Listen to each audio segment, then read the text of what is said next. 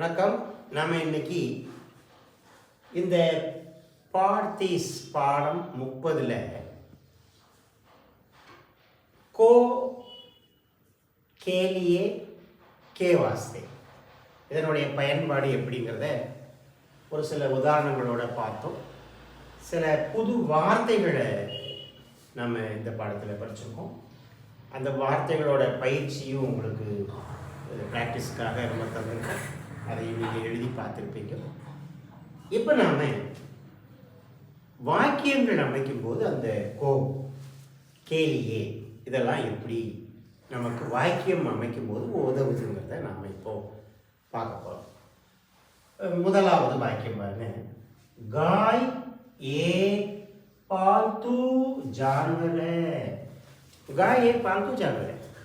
गाय என்னது நம்ம படிச்சிருக்கோம், பசு.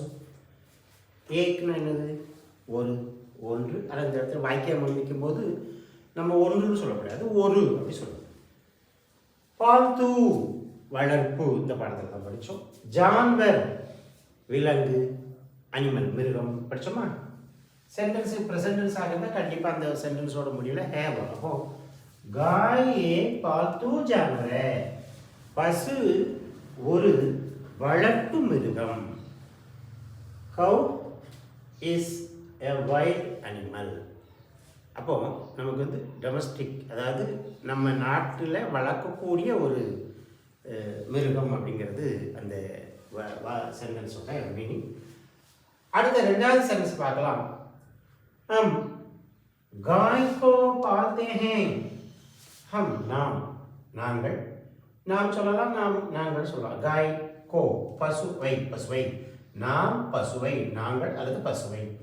பால்தே ஹே தே வந்துருக்கு ப்ரெசன்டென்ஸில் நிறைய பேர். ஹம் வந்ததுனால ப்ளூரல் ஆயிடுச்சா, அப்போ இங்கே ப்ளூரல் காமிச்சிட்டாங்க.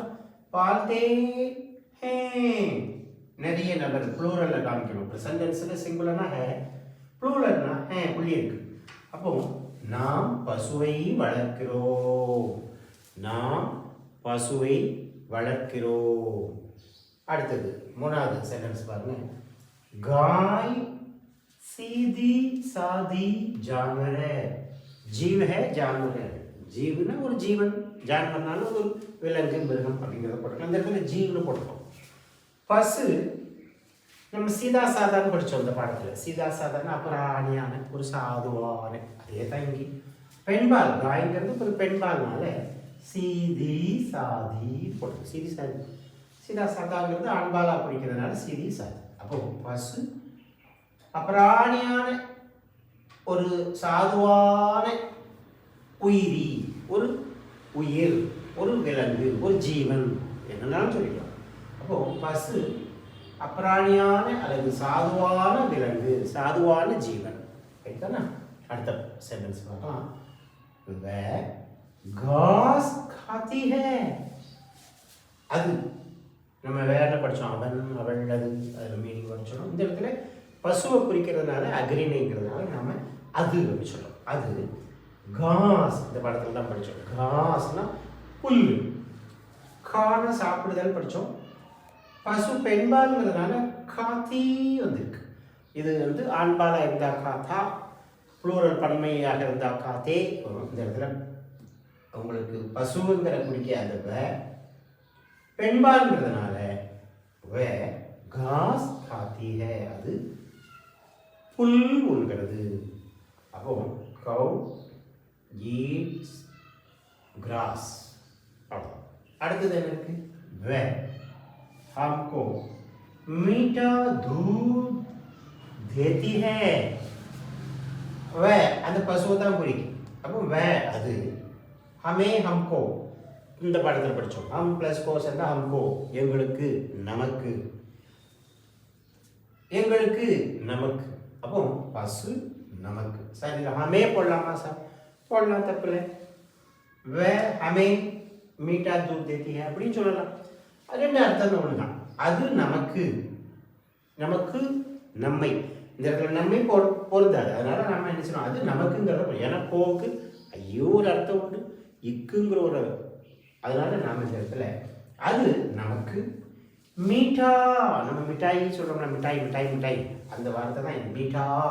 இனிப்பான தித்திப்பான दूध पाल देती है ती यानी गाय வந்து பெண்பால் குறிக்கிறதுனால देती है वह हमको मीठा दूध देती है அது நமக்கு இனிமையான நல்ல தித்திப்பான பால் தருகிறது cow gives sweet milk to us நமக்கு கிடைக்கிறது சரி அடுத்த சென்டென்ஸ் பார்க்கலாம் तुम गाय को कभी कभी